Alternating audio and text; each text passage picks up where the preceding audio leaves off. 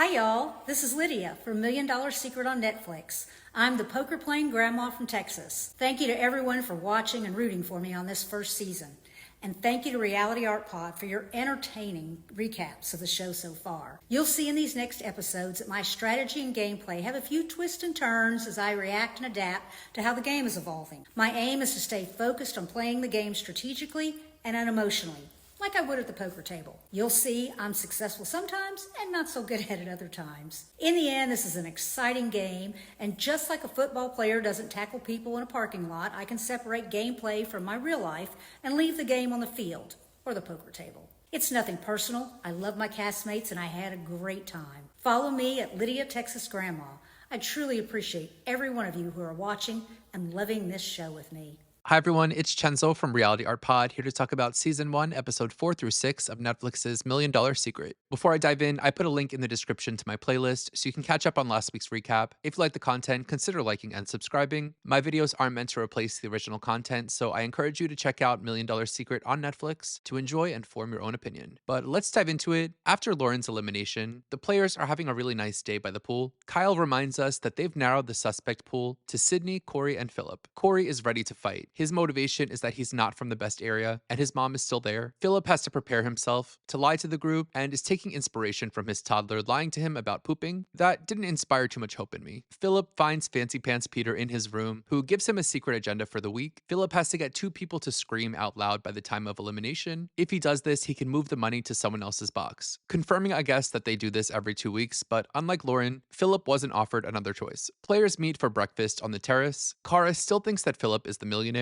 Philip is trying to get people to scream, and he lost part of his tooth in the bread. I thought he was lying about the tooth for the task, but turns out he really did lose his tooth in the bread. But then he says out loud, "This wasn't part of my agenda either," and laughs. Very covert. At their daily mission, Fancy Pants admits that he's been thirsty for quite some time, with a montage of him asking Garçon for that drink. Can I get that drink? Their mission is to help him get that drink, and are split into teams. Team A, Kyle, Philip, and Sydney. Team B, Jamie, Chris, and Sam. And Team C, Lydia, Corey, and Kara. They'll need to complete tasks to get the perfect amount of whiskey and ice. 2 members on each team will travel by boat to a distillery to solve a puzzle. 1 player from each team will travel to a glacier to get the ice. The fastest correct team will gain access to the trophy room. They pick their roles, with Corey, Sam, and Sydney being sent to the glaciers, which is the cooler sounding task, plus they get to ride in the helicopter. The other players travel by boat, which isn't as cool. At the glacier, Corey has decided to put as much suspicion on Sydney as he can to help protect himself, and at the distillery, they have to solve a mini Sudoku puzzle to get a code, find the corresponding barrel, and fill their decanter up with the whiskey. Kyle and Philip get to an early lead here. They also have to use their little tool to get whiskey out of the barrel. Chris and Jamie found their barrel first, but Kyle uses the sucky method to leave the other teams in his dust. Kyle and Philip phone Sydney so she can move on, and when Sydney falls, Corey sees a reason to throw her under the bus. The ice hunters need to find the correct ice in the glacier, enough to fill their bucket. Sydney is hacking away at this thing, like she's a descendant of Nintendo's Ice Climbers, and finishes first, but the other players continue in hopes that she got the wrong answer. She's followed by Corey and Sam. Sydney serves Fancy his drink, and that's the freaking stuff. They got it right and gain access to the trophy room. This team really ate that, but the star of this challenge was Kyle, who gucked them right to the top. This challenge was by far the best one yet by way of production, and this is Comp Queen Sydney's 4th time in the trophy room. Following the challenge, Corey is really pushing his anti-Sydney agenda, which makes Kyle feel sus of Corey. Philip is really going through it about this tooth, and he channels that into asking Sydney, Sam, and Chris to scream with him to get his frustration out. So they scream at the top of their lungs, which draws attention to the other players. Lydia suggests that the agenda could be to get players to scream. Then they do an encore performance of their scream for the other players who were not there. They are not entertained. They go to the pool again. This location is so beautiful, and Sydney and Chris are vibing and flirting, connecting on multiple levels, but most relevant, strategically. Chris agrees to protect Sydney and use his influence in the game to accomplish that. In the trophy room, Fancy Peter says there are so many candles they might summon the ghost of Lauren. This guy is funny, huh? I've decided that he's now one of my favorite hosts, so I guess I'll stop messing around with his name. The winners choose Kyle to represent them, and Peter tells Kyle that the millionaire completed their agenda and that it was inspired by the title of a horror film. This clue was too much. It was so obvious. Kyle relays this back to the group, and they go through so many horror movies, eventually saying Scream, which makes Sam lose her mind realizing what's going on. They stop their speculation there because it's been clocked. They disperse. Philip knows he's cooked at this point. Kyle, Corey, and Chris celebrate, but they consider not voting Philip out so they can know where the money is. Chris calls this the closest thing he's had to an alliance so far. Back by the pool, Lydia floats to Corey that they keep Philip around and vote Sydney out of the game. Corey tells us he likes the way Lydia thinks, but he's not down. And Lydia goes to Cara, Kyle, and Sam with the same idea, saying it's an idea she heard and definitely not her idea. Sam brings this idea to Phil too, once again trying to pull the millionaire in on her plans. Sam doesn't want to be the millionaire yet. She tells Philip to vote for Sydney and tells us in confessional that Sydney is a dirty player, and if you play with pigs long enough, you get dirty. The line of the season so far. They get ready for elimination. This show has some of the best getting ready footage I've ever seen. First of all, they all look so good in general, but the lighting and camera work is extremely flattering. At the elimination, Corey starts things off, pointing out the obvious that Philip is the millionaire. Philip makes an attempt to deflect, saying he told the group he wanted to scream, and Sam said screaming was a good idea, making it like maybe it was Sam's idea. Philip also argues that getting the millionaire out doesn't really help them, and they have the opportunity to get out a strong player, encouraging the group to think long term. Chris has the last word, saying he's tired of opening empty boxes, and they get to voting, which leads us to episode 5 titled The Kill Shot. Peter reveals to the group that Philip has been eliminated. He opens his box, and for the first time, they caught the millionaire, with no big surprise reactions to the reveal, because obviously, Philip gets really emotional, as do the rest of the cast, so we lose Philip here, who was clearly a beloved figure in the game. He makes quick friends, but wasn't afraid to be outspoken, getting frustrated with Sejong, and storming out of breakfast that time. I like my reality stars unafraid of confrontation, and the other players didn't seem to care about that at all, which speaks to his social game. He gets picked as the millionaire, playing it really well, declining an agenda which was smart. With his vote in the Lauren elimination, he put himself on a short list of 3 players, when he could have hidden in a group of bigger numbers. That was his biggest mistake, but his ultimate demise came from the Scream agenda. Getting players to Scream was suspicious in the first place, but he had to do it, and he got really screwed over by the clue in the trophy room. That, in my opinion, was way too much. It was a giveaway, and while I think they were going to catch him anyway, I don't love how the show handled this, and would have been so pissed if this happened to me. Overall, I think he was a decent player, and did have some funny one-liners here and there, but it doesn't seem like the show wanted him to win. Following Philip's elimination, everyone is really upset. Lydia calls the group wimps and drama queens for all of this, which tickled me. In the morning, delicious breakfast, eggs, sunny side up. Cara shares that she's been married for 7 years, with other players seeing her as a trusted player. Sam even says she sees her almost as a daughter that she wants to protect. They head to their rooms where someone's about to get that money. Sam doesn't want it, but she gets it. She's terrified, but Peter offers Sam her agenda for the day. If she achieves it, only her vote will count at elimination. If she fails, she'll have a penalty of 3 votes against her. Her task is to ask 3 players if they hear a ringing sound, and to have someone respond with a yes. Sam then asks Peter to sneak out of her balcony. Outside, Peter yeets himself off camera. At lunch, looks like they're having pulled pork that I would like to Honey, I Shrunk the Kids myself and jump into. They're served what seems like a ceviche. Again, I need to know what they ate. Sam is being really quiet at lunch, leading to Chris quickly telling us that she's acting suspicious. Chris raises this to his alliance, with Sam, Lydia, Kyle, and Cara rounding up as well. The current alliances are still similar to how they were with the vote on Lauren's elimination, which is framed by Lydia as the cool kids versus everyone else. Sam attempts her task by asking Lydia about the ringing sound, with logic that maybe older people do hear ringing sounds, but Lydia doesn't hear it. They head to their challenge and are split into teams, with one team being Sam, Kyle, Chris, and Jamie, and the other Sydney, Corey, Cara, and Lydia. Each team will pick one player to wear an animal mask and stick their head in a hole. The other team needs to pick a marksman who will help them to identify which of the 4 animals is the other team's hidden player and snipe them with a water balloon. Sydney and Chris are picked to take aim on the hidden players. Kyle hides as the snake. It becomes very obvious which head is the hidden person because it's the only one slightly moving, also the only one with eyes in the mask. Sydney is taking aim at Kyle while Lydia is trying to sabotage this, but Sydney clocks that Lydia isn't helping. Sydney takes 13 shots to land one on Kyle. When the other team takes aim, Sydney hides as the tiger. She stands pretty still, but they know it's the tiger anyway. Sam sees the ring around the tiger and sees this as her opportunity and starts asking about that ring, repeating, "Do you hear that ring?" And when they hit the tiger and win the challenge, she shouts it again and Jamie says yes, so she completes her agenda in a really covert success. So Sam, Chris, Jamie, and Kyle head to the trophy room, where Chris campaigns for Jamie to get the clue, which they all go along with. Sam is okay with it, saying she feels like Jamie just talks in circles and won't be able to handle the clue. The clue is that the millionaire is lying about their profession. This clue could be anyone. Half of them are lying about their profession. For dinner, they get fried halibut with caviar, and when Jamie comes back, she quickly asks them what they like about their jobs instead of giving them the clue. Chris thinks that Sam is lying, saying she has no job, which she is, and Jamie reveals that the millionaire is lying about their job. Sydney is concerned because she's one of the liars. She tells the group that she's not just in bottle service, but she's also a medical sales rep. She's attempting to clear up suspicions on her, but it results in her putting herself as a potential target. Players get to strategizing, with Sydney telling the group she doesn't believe that Kara flips burgers, and Lydia tells Chris she doesn't believe Jamie is a life coach based on her behavior. Chris tells Lydia he thinks Sam is the millionaire, which gets Lydia thinking about Sam. Lydia joins up with Sam and her alliance, filling them in that Chris has been saying Sam's name, which makes Sam consider using her kill shot on Chris. So they head to elimination. Everyone has a target, but none of them matter besides Sam's. Sydney is pulling a successful stunt with this outfit. Talk at elimination starts with Sydney's career confession. She defends that she started the game off withholding things out of fear that it would be used against her in clues. Sydney goes on to say she's also worked in oil in Alaska and that she's killed a grizzly bear, but nobody asks her anything because they don't care. Chris comes to Sydney's defense, and then Sydney calls out Kara, accusing Kara and Lydia of lying about their jobs, with Sam giving side eyes the whole time. And they get to voting. Peter reveals to the group that the millionaire completed their agenda, and as a reward, their vote is the only one that counts. In a shocking reveal, the millionaire has chosen to eliminate Lydia. Lydia goes around sharing kind words about everyone except Jamie, who she calls shallow and pretentious. She reveals she's a poker player and that she wasn't the millionaire. So we lose Lydia here, the poker playing grandma, who from the beginning was playing hard and seemingly well. She was picked to go into the trophy room and chose to be honest with the group. She seemed to be in good with everyone, teamed up with the underdogs, but voting with the Cool Kids Alliance, and straddling between these groups to cause some mischief in the game, trying to get the house to turn on Sydney in the Phil vote. There was so much potential for her, and I feel like we were kind of robbed of a full story here, as she's not really eliminated because she did anything wrong, more because her ally was trying to frame somebody. So I hope we see her again somehow. We see the votes here. Kara, Corey, Kyle, and Lydia all voted for Sydney. Sam, Sydney, and Jamie voted Lydia, and Chris voted for Sam. While I thought Sam would play her kill shot on Sydney or Chris, that would have implicated her, and by voting for her ally Lydia, she can clear her name but also pin this on Sydney or Jamie, who both did vote for Lydia. This was a smart move from Sam. Following the elimination, they go around saying who they voted for, all saying Sydney, even Chris, who voted for Sam, but Jamie emphatically says she voted for Lydia, giving a Jeremiad about why she doesn't like Lydia and how she's not the millionaire, which leads us to episode 6, titled 911 Misdemeanor Handcuffs. They start the day with Jamie in a rough spot in the game, but she's doing yoga all over the property, which has to help, right? Peter gives Sam her new agenda. She has to get 3 people to say Justin Timberlake without singing or saying song lyrics. If she does it, she'll get an extra vote, but if she fails, she gets 1 vote against her. At breakfast, Jamie continues to be straight up about her vote. Jamie gets really defensive and riled up, leading Sam to decide not to attempt her mission for now, and let Jamie continue to get the attention. Sydney meets with Corey and tells him that she feels like Jamie's being honest, and the millionaire probably wouldn't be so straight up about their vote. Sydney has also lost trust in Chris, and suspects him because he told the group he voted for her. Corey brings this back to Chris, and Chris tells us he doesn't care if Sydney made him mad because he thinks she's hot when she's mad. They head to their challenge, where the 2 teams are Kara, Sam, Corey, and Chris against Sydney, Kyle, and Jamie. In the challenge, they'll each be presented with 2 identical dishes. One is yucky, the other is yummy. They need to eat their entire treat and try to confuse the other team, who has to guess if their treat is really good or bad. Kyle eats first. One is delicious tea, one is wasabi. He gets the good tea, but he doesn't even know if he has the good or bad dish, and ends up losing the round. Corey gets the same dish and also picks yum. He's smiling but acting teary-eyed, and tricks the other team, winning another point for the team. Jamie has either a delicious cake or blood sausage. She picks the gross one, and is trying to act. She even licks the plate, and successfully tricks the other team. Chris also gets the blood sausage. He's trying to do the same thing, licking his fingers. He picks up his plate to lick it, accidentally revealing the answer on the bottom of the plate and costing his team the point. The final round, red velvet cupcakes, with the gross one being made of haggis. Sam picks the yum cake. She eats it and acts like she loves it, tricking the other team and winning a point. Sydney gets the gross one and can't even finish it, so Sam, Kara, Chris, and Corey win the challenge and will go to the trophy room. Following the challenge, players again accuse Jamie of being the millionaire, and she again gets defensive, with a little flare-up between she and Corey. Chris apologizes to Sydney for voting for her. Elsewhere, Sam gets Kara to say Justin Timberlake Timberlake when comparing Chris to a cheat snake rat. Chris and Sydney make nice, and Chris campaigns to Sydney that Sam is the millionaire. Them talking makes Corey sus of his ally Chris, and suddenly Corey is acting teamed up with the Underdog Alliance. The next day, Peter does his morning announcements, telling them that the millionaire has yet to complete their task. Doing yoga, Sam gets Jamie, who she feels is unfocused, to say Justin Timberlake. The challenge winners head to the trophy room, where they choose Corey to get the clue. Corey gets to open one of the losers, Sydney, Jamie, and Kyle's boxes. He chooses Jamie's box and finds it to be empty, clearing her from being the millionaire, and making Chris the #1 suspect for Corey. Peter also offers Corey an agenda, with the reward being that the money will be moved in the next round, and his punishment if he can't complete it, that he'll have 2 votes against him at the next elimination. His task is to get a player or players to say the terms 911, handcuffs, and misdemeanor. Oop, he said the thing. Outside, Sam asked the entire group, including Cara and Jamie, who sang with T-Pain, getting them to say Justin Timberlake and earning her extra vote. They start sharing stories. Chris tells a story about getting to ride in a cop car, and Sam tells them that her cop friend beat a lie detector test. Then Corey returns to the group and tells them that Jamie isn't the millionaire. He tells them that the clue said 911 misdemeanor handcuffs, which they all instantly repeat, achieving his agenda, and leading Sam to think the clue was about her. When they disperse, Sam brings up Chris's story about the cop car, and elsewhere, Sydney brings up Sam talking about the cop friend. The group is more sus of Chris overall, with even Sydney sharing suspicions about Chris. Chris and Sam meet up. Chris brings up Cara to Sam, saying he wants Cara out. This interaction makes Sam feel like Chris is coming for her, and coming into elimination, she plans to put her extra vote on Chris. Chris tells us he sees a clear shot at him winning the whole show. Sam is going full baddie with her extra vote as they head to dinner, where Sydney starts things off saying it's between Sam and Chris for their police-related comments. Chris reminds them that they've been told the millionaire is lying about their profession. He and Sam both deny being cops, and Sam swears to God that Chris brought up Kara's name to her. He did do that, but he denies it. Sam also accuses him of lying about his vote in the last round. Peter asks Sydney about her relationship with Chris, and Chris chimes in, annoying Peter, who tells Chris to let Sydney speak for herself. It culminates in Corey saying Chris is the millionaire, and Chris breaking down crying as Peter tells Garcon to bring in the votes. So they get to voting, and Peter reveals that Chris has been eliminated and that he's not the millionaire. So we have to say goodbye to Chris here, who, coming out of the first batch of episodes, I thought had such a strong chance to be the winner of the show, having influence over the game, and he was in the Cool Kids Alliance that I did feel was due for a downfall, but I didn't think the downfall would fall on him. In these episodes, we saw him form a guys alliance that I thought would serve him well strategically. The show paints his downfall around him gooning over Sydney and not thinking straight because of it, losing influence through that association. Then he lied saying he voted for Sydney, which makes him seem disloyal to the group and causes him to lose Sydney and Corey's votes. Had he played this differently and kept their votes, he does stay in the game. Ultimately, I don't think he lives up to his potential as a player. I can't say he was a bad player, but he ends up in the gallery of fallen showmancers. We see the results of the vote with Chris, Jamie, and Kyle voting correctly for Sam, and Cara, Corey, Sydney, and Sam twice voting for Chris. Following Chris's elimination, Peter reveals that there was another agenda that was completed, and the money is getting moved to a new millionaire. Kyle calls Sam out for being happy about this, but Sam continues to deny being a millionaire and being a cop, leading to an argument with her and her once ally Kyle, who just voted for her, that gets kind of heated. Kyle says he's pissed, and that ends the episode. This was a strong batch of episodes. We kind of got confirmation that the money has a chance to move every 2 rounds, and I've noticed that in the second round, it becomes more of a task for the billionaire to just survive the round, as the show kind of throws them under the bus. I'm loving this cast, and they all seem really friendly and engaged with the show in real life. I don't think any of them expected this to be a top 3 Netflix production. They're not acting media trained because they're not. They're just being real, and through that, I think we should appreciate that and not hate on people for being real. If I were in charge, I would make Kyle the next millionaire to fan the flames and keep the story going. We'll see how random it really is. I'm left wondering how someone really wins this show. My prediction is that there's a final 3, and if the non-millionaires can catch the millionaire, they can share the money or get offered to steal or split, with my winner predictions being still Cara, but now kind of Corey. I got to chat with Lydia, who's really so sweet, and as a thank you to Lydia for coming on the channel, I asked her favorite charity and donated to KEOM, a high school radio station in Mesquite. I put their details in the description. But that's all I have to say about these episodes. I really can't wait for next week. Let me know in the comments what you thought of these episodes and Philip, Lydia, and Chris's departures. I'll be back next week with more $1 Million Secret. Subscribe so you don't miss it, and I'm also recapping Survivor and the challenge right now. You know where to find me. Bye.